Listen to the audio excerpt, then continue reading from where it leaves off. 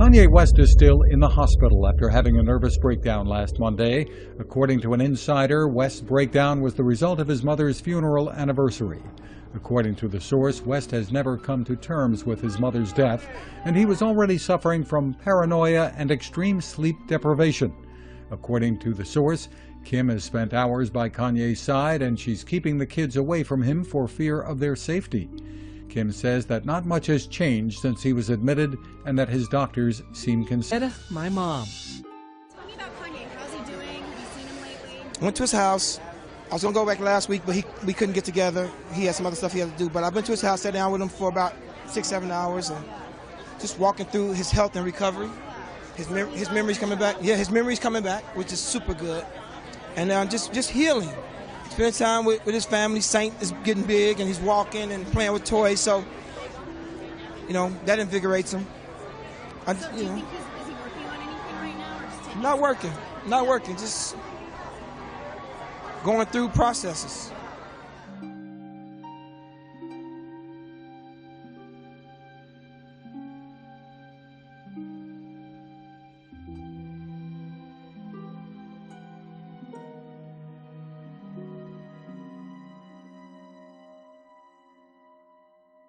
Man, when I see those pictures, I be really concerned.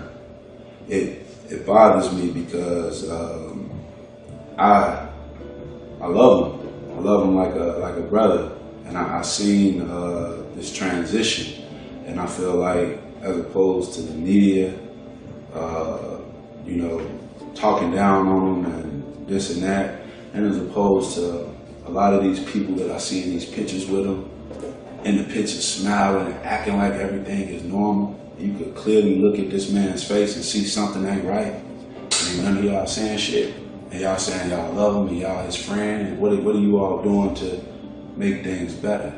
A lot of people was like, yo, GL, you went on the radio and you said this about Ye. Man, that was some real shit. You said the shit that everybody be feeling, but won't nobody say it. Of course I'm gonna say it. I'm gonna say it because it needs to be said. I remember this young, vibrant, invincible dude who, no matter what people said he couldn't do, he just did it. He still does it to this day. He still has the power to do so. But from the photographs, it just seems like something is not right and something is not there. And it seems like, it makes me wonder, like, what have they done to him? And I don't know who they is, but it makes me feel like somebody did something to him, or somebody that gave him something, or slipped him a Mickey or something, because something ain't right, you know what I'm saying? So when people say it's not the old Kanye, it's not the old Kanye. My thing is, I feel like more so than people trying to judge him, I feel like people need to try to help him and get him some help, because something ain't right, and I can see it clear as day. It's like, Kanye's always been a sponge. So if you allow a sponge to be around different environments, it's a good chance that's what they're going to absorb and that's what they'll become. These are the character traits that they'll take on. And I was reading in the 48 Laws of Power, if you ever want to retain power or seize power from someone else or get somebody to manipulate them to do whatever it is you want them to do, you definitely got to do everything in your power to remove those that love him away from him. Hollywood is the one that keeps all this power structure and all this culture of racism and sexism and classism and genderism and all of it in place. They continually feed it, and they make a lot of money doing it.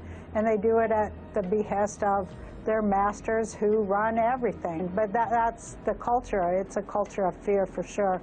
And it's a big culture of mind control too. MK Ultra mind control rules in Hollywood. If you don't know, Google that and look into it.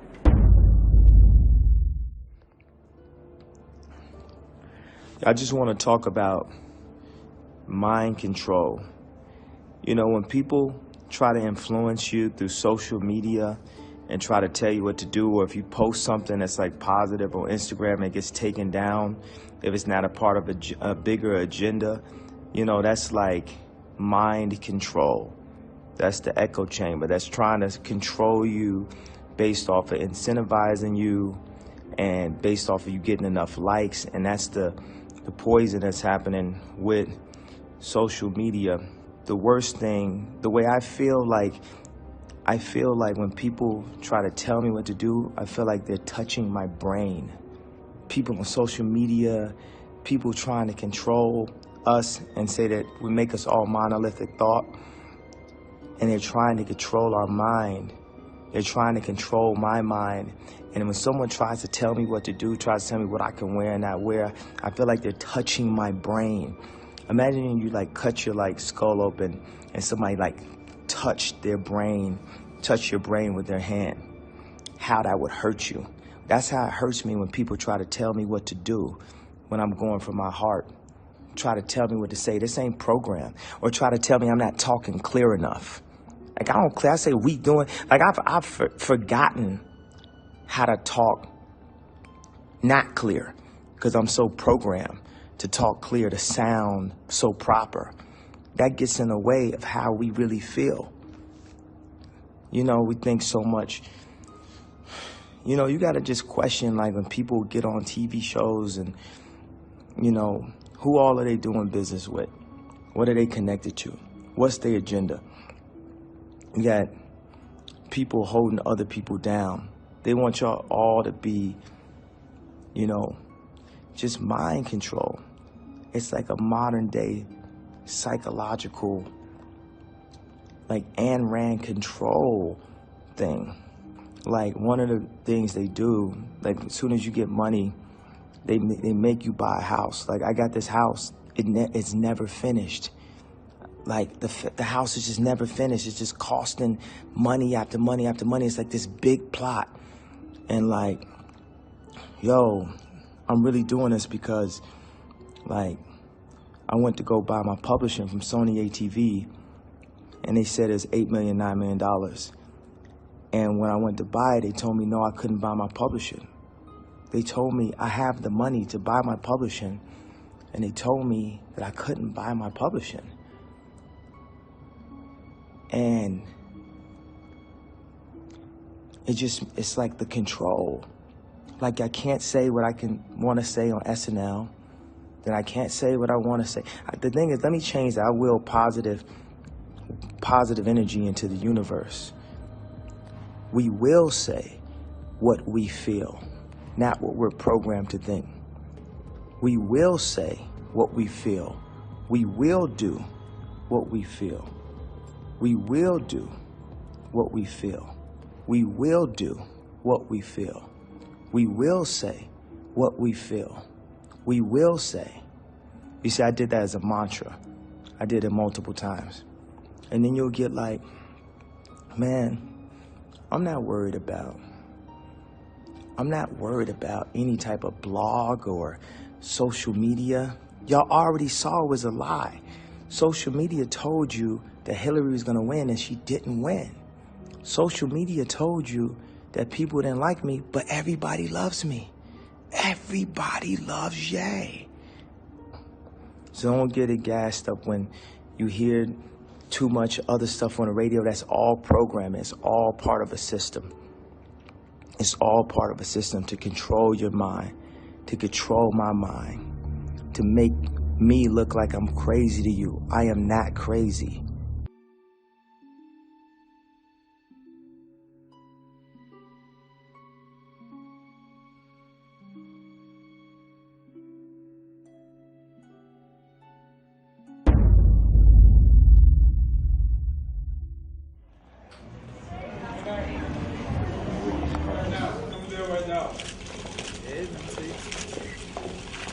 You look beautiful, Lindsay. Why, with Paris tonight, Lindsay? Lindsay, we love you, Lindsay. Yeah. That's enough, man. That's enough. Paris, I'm sorry, Lindsay, what'd you say? What? Lindsay, Paris is the what? She's a cant? She's kidding. I love Paris Hilton. What'd you say a second ago about Paris? Hey, Why is Paris a All right, Lindsay. Lindsay, why is Paris a I never said that. We got you saying a second ago. tell them Dirty J Entertainment. Paris is your friend. Lindsay loves Paris. No, I love her. She's Enough. I love you, Miss Friend. Are you being sarcastic, Lindsay? I love you, night, Lindsay. Good night, Lindsay. Thank you, Lindsay. Take care, all right? Good night, Lindsay. Thank you. Are we Paris tonight, Lindsay?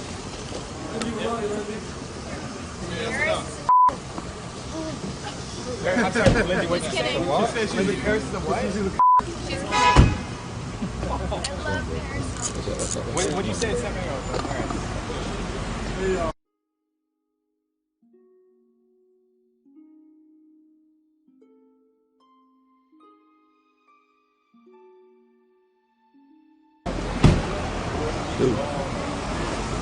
Pocket puff.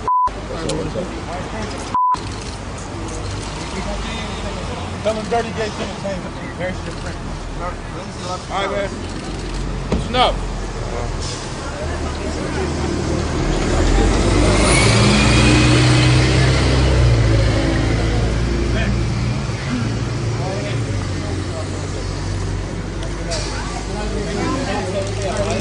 Good night, Lindsay. Thank you. See you later, second. From the sustenance of these lovely ladies. Is Amanda the new Lindsay? Wow, I hate asking that, but brand new reports say former Nickelodeon star Amanda Baynes is about to check into rehab. Sound familiar? Amanda is in a whole heap of trouble with the law lately. She's actually showing shades of a once troubled Lindsay Lohan. I sat down with a poised, impressively mature 21-year-old Amanda Baynes, who explained to me then why she and Lindsay Lohan didn't have much in common at all. You clearly have your act together. Let me go through my little checklist here. You haven't been to jail? No. No jail? Not yet. Rehab? No. No rehab.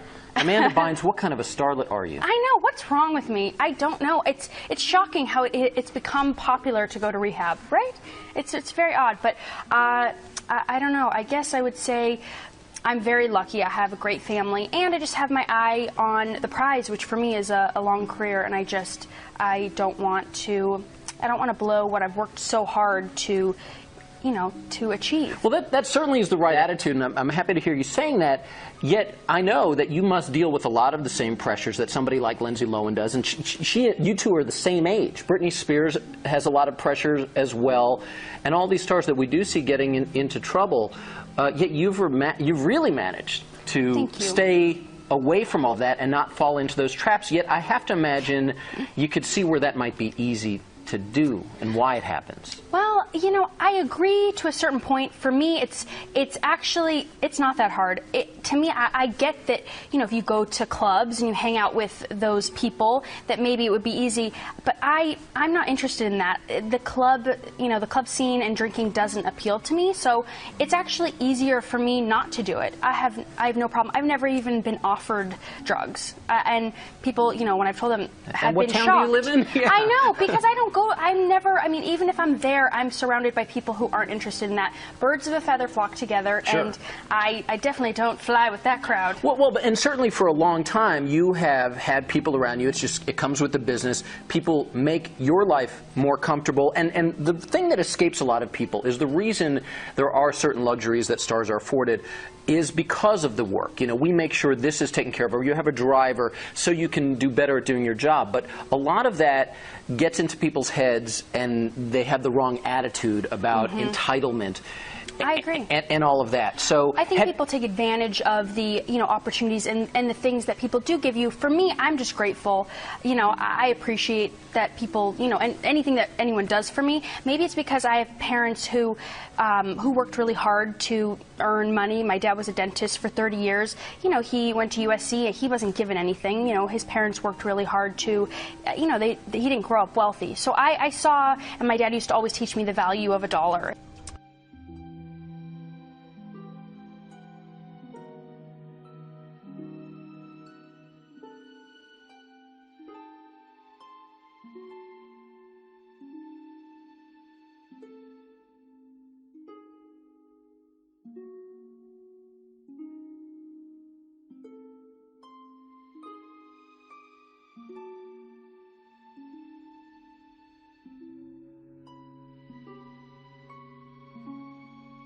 I so badly want to be Catherine Hudson that I don't even want to look like Katy Perry anymore sometimes. Okay.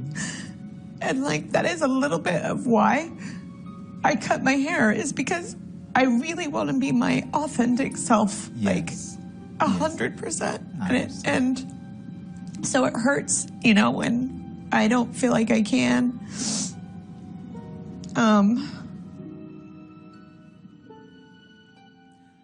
You know, what was going on in my life at 15, and that's how I got introduced to the music industry. I swear I wanted to be like the Amy Grant of music. Yeah. But it didn't work out, and so I sold my soul to the devil. Did you ever have some bouts of where Katie just didn't want to go on? Yeah, I wrote a song about it. Okay. That's what I guess I do. That's how I process, is I write songs. And you get rid of those feelings, those yeah, feelings. Some of them don't come out fully, and that's why I still do the work. Which song was that? What lyric comes to your mind? By the Grace of God. Okay. They're very close to you. They're very close. They're heartfelt. It's hard, like I say, I get on tour. Okay. And it's hard because I'm ashamed. Oh. Because, of course, Katy Perry's so strong. I'm talking to Catherine. She's sitting back. But it's hard because I feel ashamed that I would even, like, have those thoughts, you know? I'd feel that low or that depressed.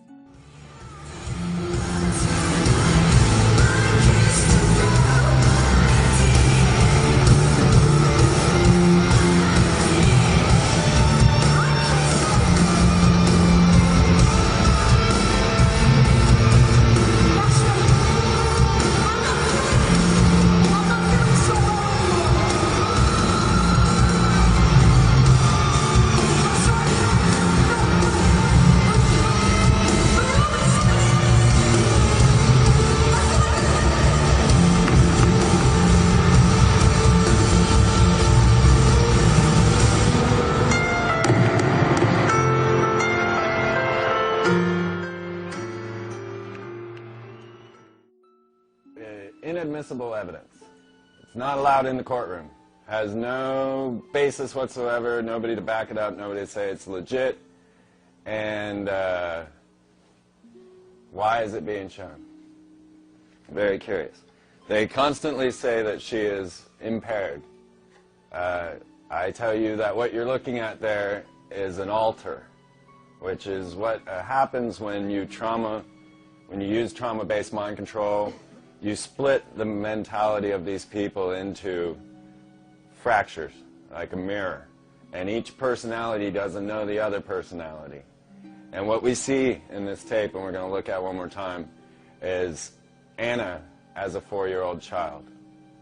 You'll notice that she doesn't have any idea of what Howard K. Stern is talking about when he asks her about the mushroom trip. She has no idea what he's talking about when he says this footage will be worth money. And I can tell you straight up right now that this is a 4-year-old girl mentality that you're looking at, and this is her original altar that we're going to witness. What do you think, Anna? Is she going to be, is Riley going to be your new makeup artist? Huh? Is Riley going to be your new makeup artist? We're going to use these first, Bubby. Have you found a new makeup artist? I don't know. You can open your eyes. Close them. You said open them. Yeah, close them. I wish you could go on the water slides. But you're pregnant. If you're pregnancy, your heart's bad, if you have a broken bone or a back condition. Say that again. Say it again. I think I'm having some gas trouble. Why aren't you pooting then, or does it hurt? It hurts, and I need some gas poot stuff so I can poot it out.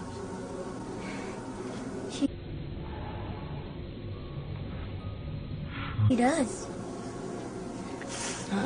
Do you have some? The clown needs some medicine.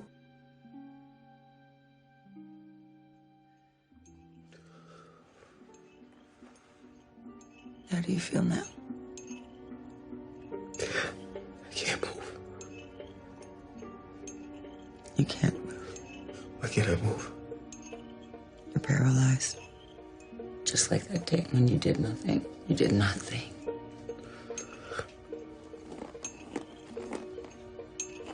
Now, sink into the floor. Wait. Sink.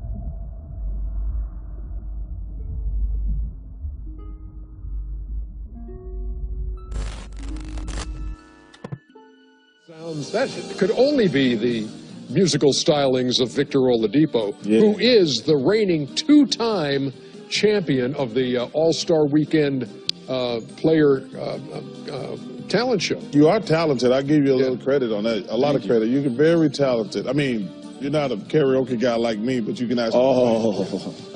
You know they call me old brown eyes, right?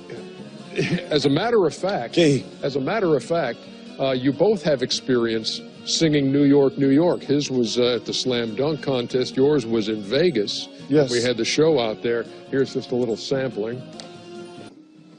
You see those two mics back there? You made up your own words. You see those? Wait, that was the words. The Rockets have now won 17 of their last 18 at home and 12 in a row in their gym. They've only lost one game at home since February 9th, and that was to Golden State. But now they've beaten Golden State twice in this series, and we're all knotted up at 2 apiece. Welcome to Inside. Shaq's right there. Kenny's right there. Chuck is down there. What's up, man? Were you mugging over here? No, never. Yes, you were. I don't know what you were doing. I've been in love with you since 1989. I would never do that to you. Okay, thank you. Thank you very much. And 12 in a row in their gym. They've only lost one game at home since February 9th, and that was to Golden State. But now they've beaten Golden State twice in this series, and we're all knotted up at 2 apiece. Welcome to Inside. Shaq's right there. Kenny's right there. But it's been a heck of a ride, to be honest. I really can't complain. Yeah, I was kind of I was a little down when I found out I was injured and I had to have surgery again, or you know, with another knee. But at the end of the day, I have amazing teammates. Guys like Draymond, everybody on this team, they come over there, they wrap their hands around me like, yo, we got. Bro, watch my nigga Jalen Rose though. Look at my nigga Jalen Rose. Tell me that's a fucking robot or some shit. That ain't no fucking human being. Look at this nigga. He didn't move, blink or nothing.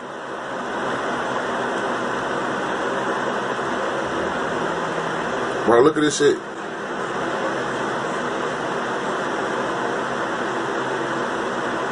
This nigga a robot too, man. They got my nigga. That's my nigga. He from my city. No, they got him too. No, this shit wicked than a bitch. I just peeped this shit watching the game in the finals.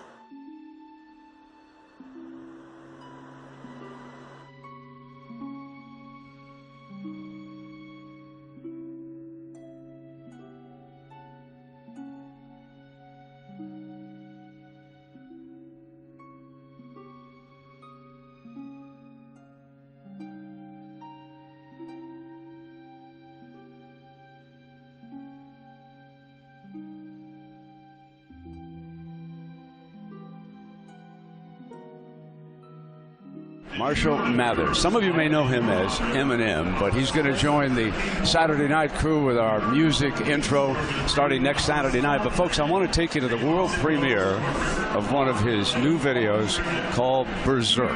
Take a listen. Yeah, sorry. Live TV. Live TV freaks me out a little bit. No. Yes, I'm sorry. What was the question? I'm really uncomfortable right now. Okay. Ryan, man, she's cold.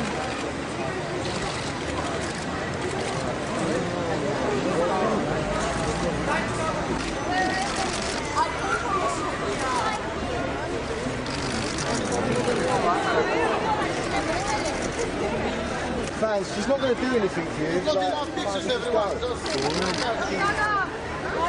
Bye, Dada.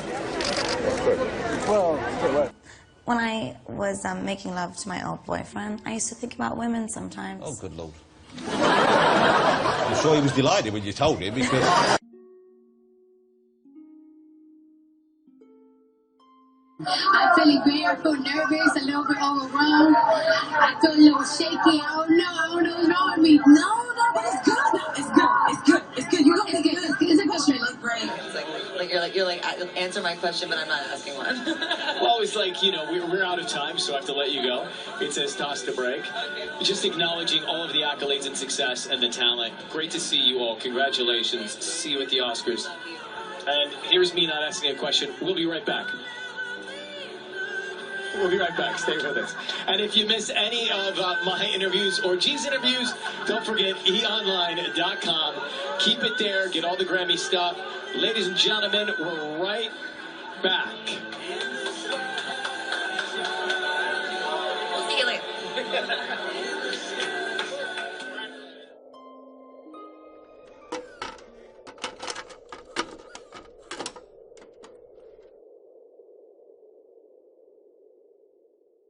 You have to be cured. It was horrible. Of course it was horrible. Violence is a very horrible thing. That's what you're learning now. Your body's learning it. I just don't understand about feeling sick the way I did. I never used to feel sick before. I used to feel like the very opposite. I mean, doing it or watching it, I used to feel real horror show. You felt ill this afternoon because you're getting better. You see, when we're healthy, we respond to the presence of the hateful with fear and nausea. You're becoming healthy, that's all. By this time tomorrow, you'll be healthier still.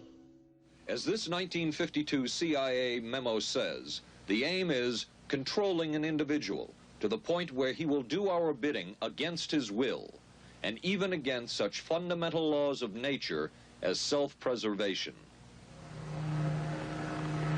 But it was a discovery here in Basel, Switzerland, at Sandoz Laboratories by Dr. Albert Hoffman, that led the intelligence agencies of America to believe that they had found the panacea.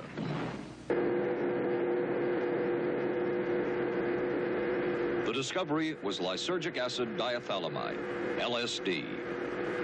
The film that you see is considered by many experts to be the closest illustration of the effects of a hallucinogenic. It was one of the first times that anybody had run into a powerful drug that was different than anything else that they knew anything about.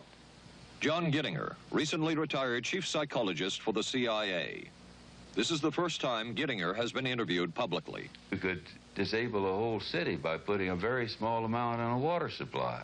After all of these years of us, those of us who are involved in looking for this secret drug, this was the only thing that began to look for the first time like it might be something like that.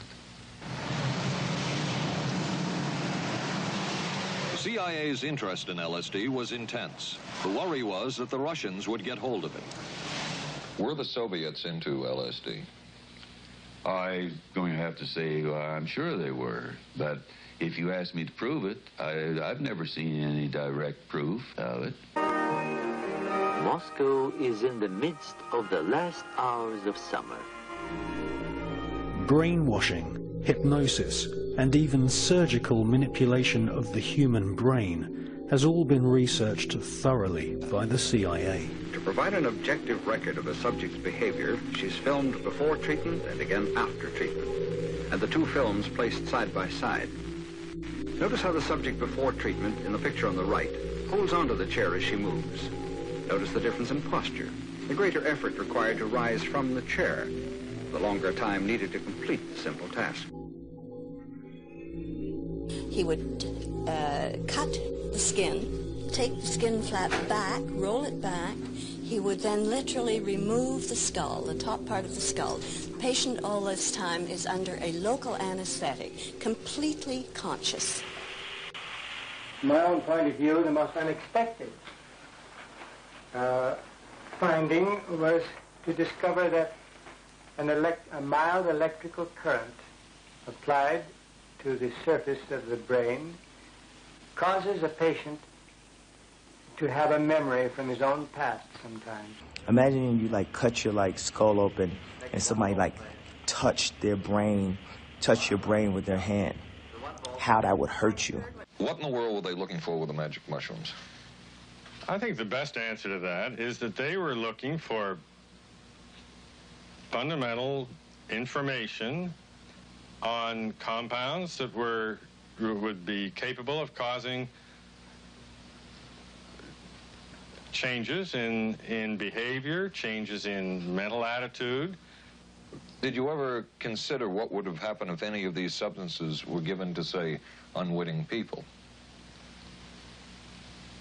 Oh, I don't remember having considered that specifically. What if you... I trust perhaps you've thought about it. Well, I haven't worried about it. Your question again, what would I have thought had I known that any of these substances would have been given to unwitting persons? You mean a hostile agent of another government? No, I mean think that was probably one of the things they had in mind. I mean testing it out on an American citizen. I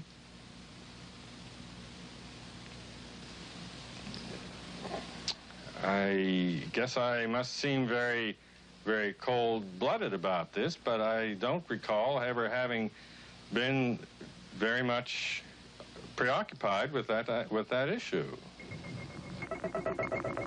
But many drugs were tested in this way. A decision was made at the highest levels of the CIA to do testing on unwitting Americans. As one CIA document says, such testing would be operationally realistic. A former CIA official who worked on these programs describes for the first time how the decision was made. He did not wish to be filmed or recorded. Thus his remarks are read by someone else. I think every last one of us felt sorry to attempt this kind of thing. We knew we were crossing a line. Every decent kid knows he shouldn't steal, but he does it sometimes. We knew damn well we didn't want anyone else to know what we were doing. The decision was made to do testing on unwitting victims. It was decided they should be on the fringes of society because they were most vulnerable. It was the borderline underworld, prostitutes, drug addicts, and other small-timers who would be powerless to seek any kind of revenge in case they found out.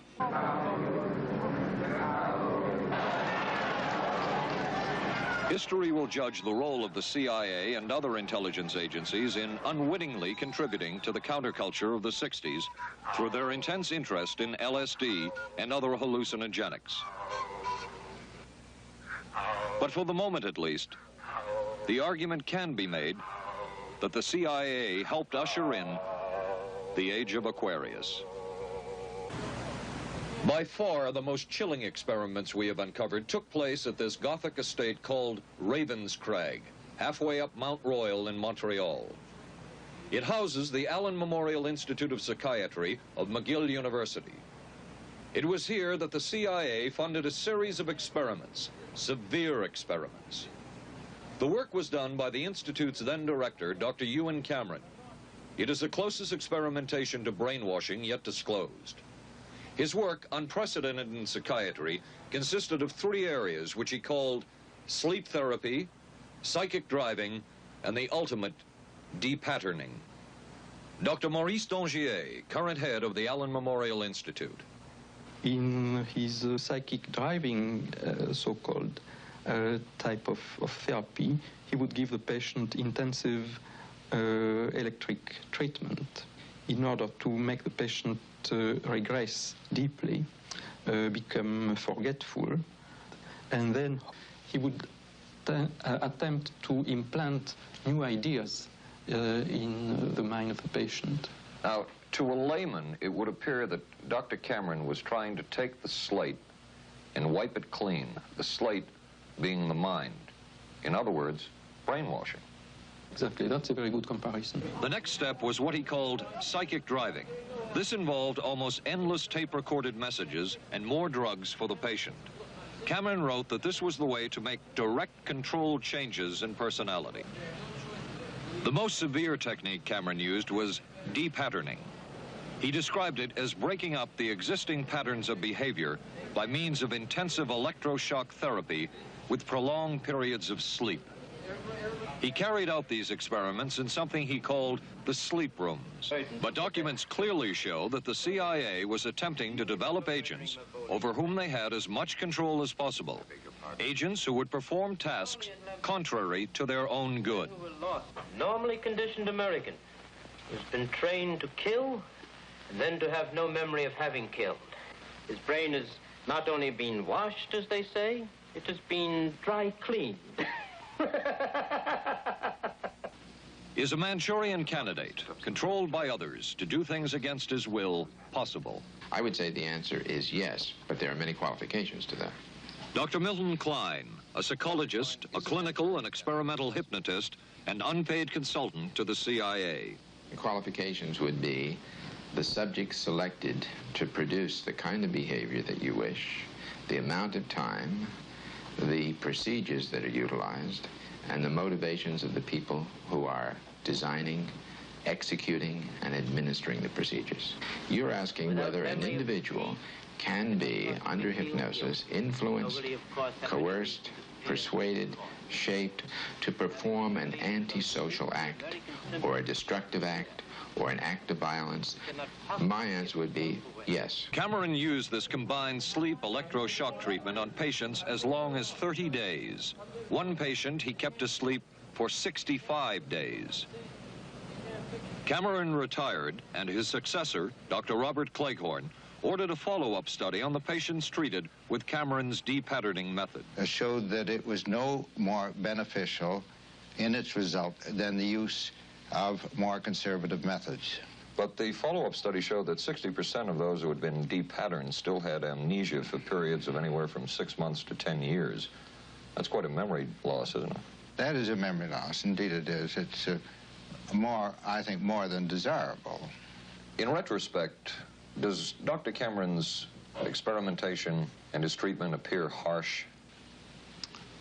I would say yes. I mean, this forceful type of approach that I was describing to you is definitely, it can be said that it's harsh. Neurophysicist Dr. Jose Delgado was financed by the Office of Naval Research.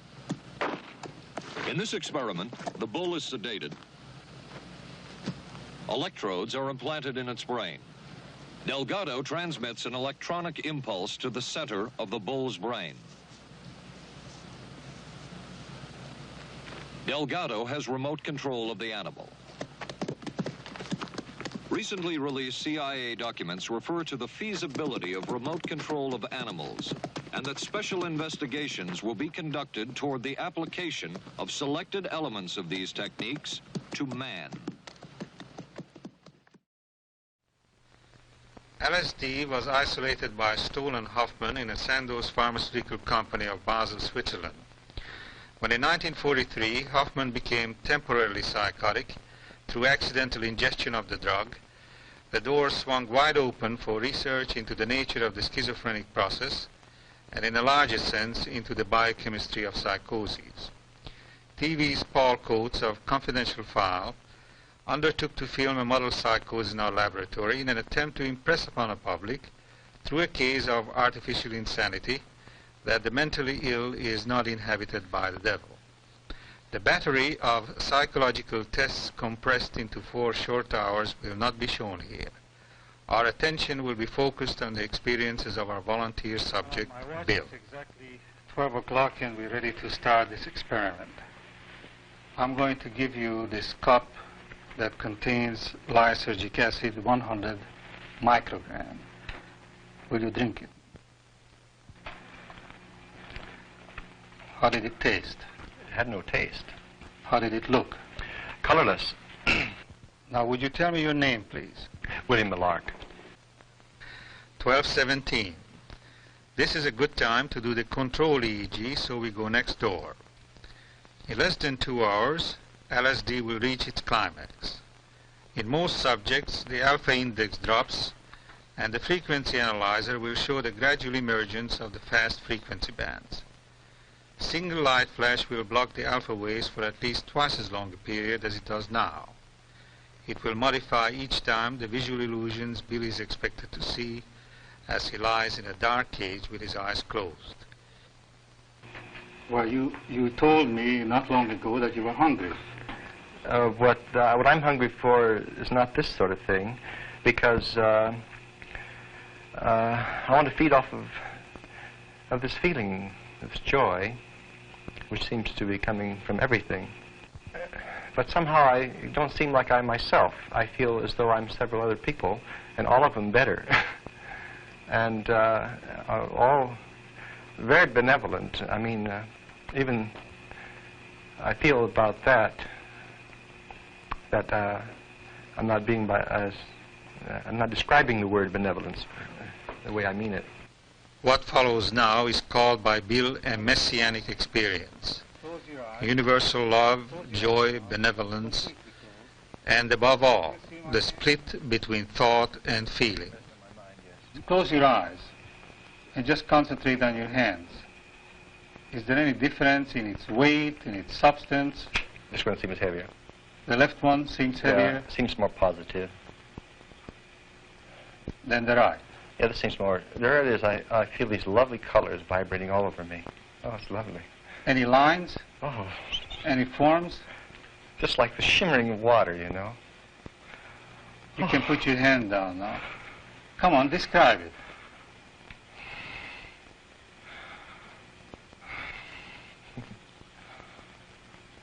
You feel happy now? Do you feel happy? Yes. Well, you must be, because you have tears in your eyes. Oh. Is that a beautiful experience, would you say? I would say yes. Describe it again. Oh, I don't know.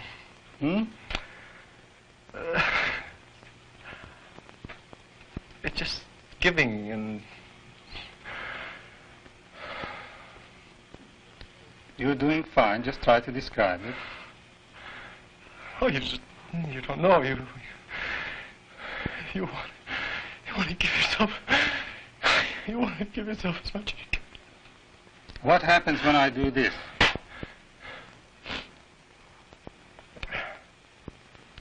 I don't know, sort of nothing much, except that sort of getting somewhere and you interrupted it. I see. Sort of irritating in a way, I suppose. I know, but I thought that maybe we can rest a little bit, because this experience was getting to be a little overwhelming. Isn't that right? Well, I wouldn't say. I'd like to keep it up. 3:05. This is where the LSD effect usually goes into a decline. But Bill is still at it. But such a benevolence. What do you mean? I feel very benevolent. I mean, I feel as though I have no enemies in the world, and this is very lovely. Do you feel very fragile, delicate, lovely. And it goes and comes, you know. I mean, that one state there that was, I never experienced anything like that. It's marvelous. On the whole, do you feel happy, or do you feel... I feel so happy. What happened to this feeling, messianic feeling that you described before? I feel that it's, if that's what I described, I feel that it's very valid. Yes, but do you still have it as strongly now as you had before, or is it weakening? It's weakening, I suppose, or it's becoming more well-defined, I suppose. Do you have the general feeling, though, that you're coming down to earth, so to say? Yes, I do. One last burst of ecstasy. At the end of this hour, he noticed the weight of his mic, the sweat of his shirt, the stomach that was empty. He asked for food. A grandiose delusion, implanted upon the loss of body feeling was over. Mind sciences, or the study of human behavior in relation to the mind, is the newest of all the arts. It's less than 100 years old. And it is by far the one that is most cloaked in secrecy.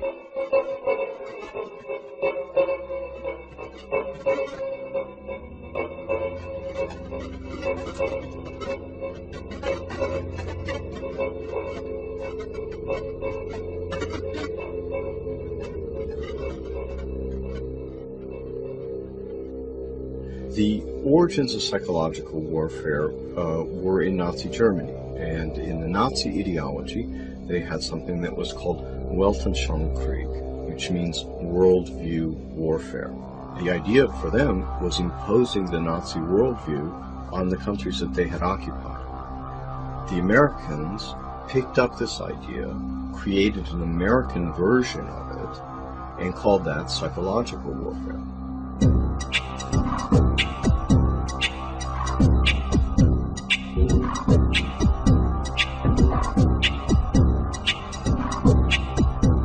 In trying to understand psychological warfare and in trying to understand the American approach to the post-war efforts to control people's minds, both as individuals and on a mass scale, there's a lot of illusions about how that was done. Were Nazis involved in that process? Yes, they were. Project Paperclip was a United States government-sanctioned CIA operation for the importation of Nazi and fascist scientists into the United States.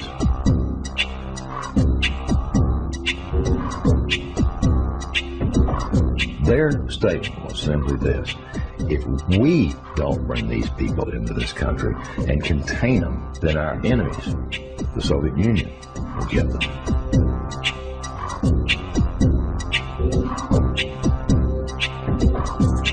The first wave was to bring these scientists. There was 700-odd propulsion scientists, and then there were some 600 and some odd mind scientist people that they brought in. The CIA was given the responsibility of actually placing the individuals that had a Project Paperclip into the military-industrial complex, including their colleges and universities.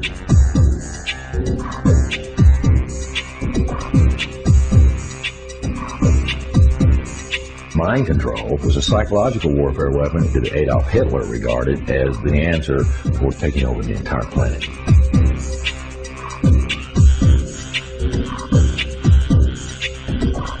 The name for the mind control research in this country was MK-Ultra.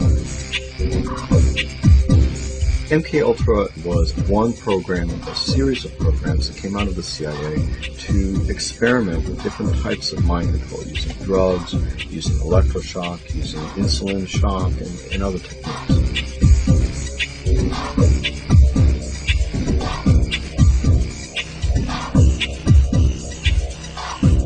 I think that the goal for those people who planned the program was very straightforward. It was an attempt to figure out a way to interrogate people and to learn how to protect their own agents against control by others.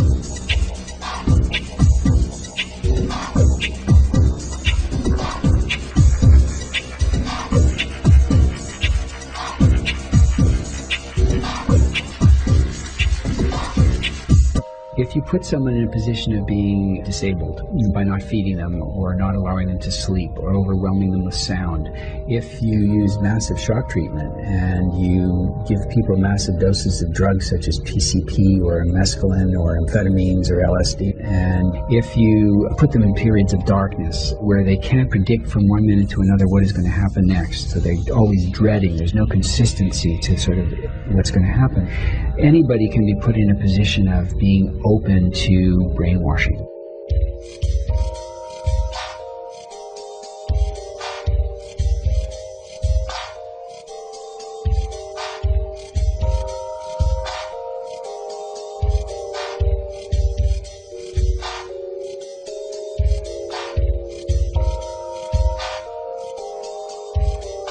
Ewan Cameron was probably the foremost psychiatrist of his time in the 1950s. He was using high-tech sound techniques. He was using multiple kinds of loop recorders to force people to listen to recorded messages 24 hours a day for weeks on end to basically destroy people's thinking patterns.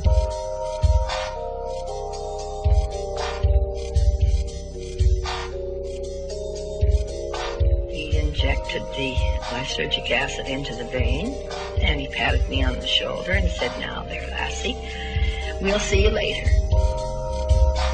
And I started to feel very frightened, and the fright became a terror. And I sort of began throwing myself from one side of the room to the other. I didn't know what to do to stop this feeling. It felt like my bones were melting, that I just didn't know who I was anymore.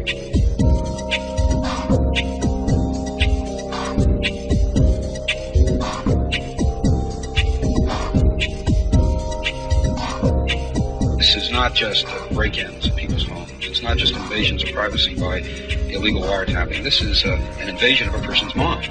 But that is about as profound an injury, except for loss of life, that the government can impose.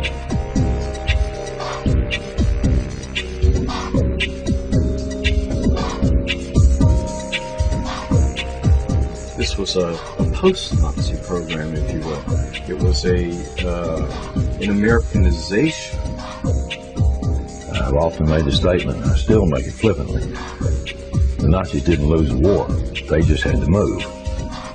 Now it's 50 years later. Now they're much more clever, much more sophisticated. They have a lot more money to spend.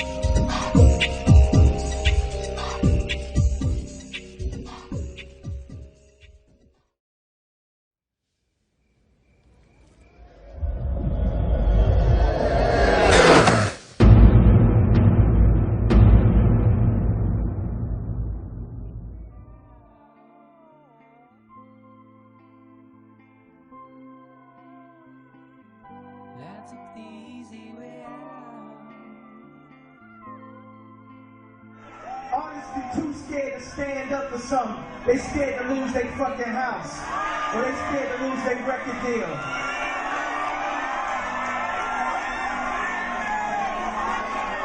I sold my soul to the devil. I know it's a crappy deal. Lisa came with a few toys like a Happy Meal.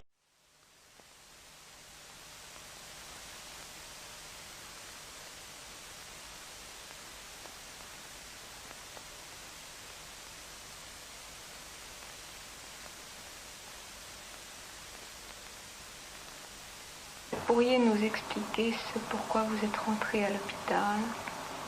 Oui, je suis rentrée à l'hôpital, j'avais pris un rendez-vous parce que j'étais très nerveuse. Au bureau, je ne pouvais plus taper, j'étais très impressionnée par les gens. Et les gens, j'avais l'impression que les gens me suivaient. Partout où j'allais, je voyais quelqu'un derrière moi. Et vraiment, ça me faisait peur. Et je craignais énormément les gens. Oui, pourquoi? Sans raison, comme ça, je craignais les gens, j'en avais peur. Vous aviez l'impression qu'ils vous suivaient? Oui, l'impression qu'ils me suivaient. Pas pour des méchancetés, mais je faisais des... Lorsque je déplaçais mon bras, j'avais l'impression que les yeux se détournaient contre moi. Quelqu'un m'en voulait. Quelqu'un de précis? Non, tout le monde. Tout le monde m'en voulait, me faisait peur. Et ça durait depuis longtemps? Oui, ça durait 3 semaines avant que je prenne rendez-vous ici à l'hôpital.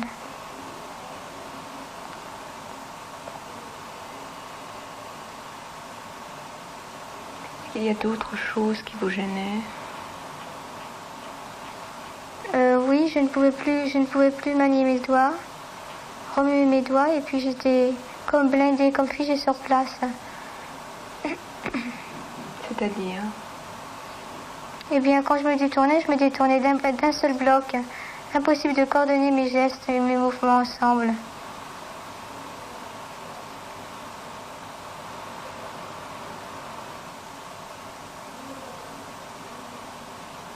Comme si votre corps avait été changé? Oui, j'avais l'impression d'un dédoublement de moi. J'étais très mal dans ma peau et j'avais l'impression de me dédoubler vraiment. Quand j'allais au travail, je me dédoublais.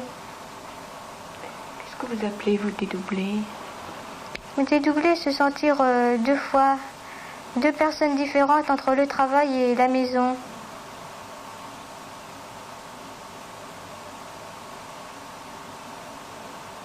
Vous pourriez préciser un petit peu? Oui. Au travail, je craignais énormément ma chef, qui était très gentille pourtant, mais je la craignais. Je l'ai toujours craint depuis le début, pourtant elle m'expliquait qu'elle était très gentille avec moi. Par contre, j'avais une autre personne qui m'a beaucoup soutenue.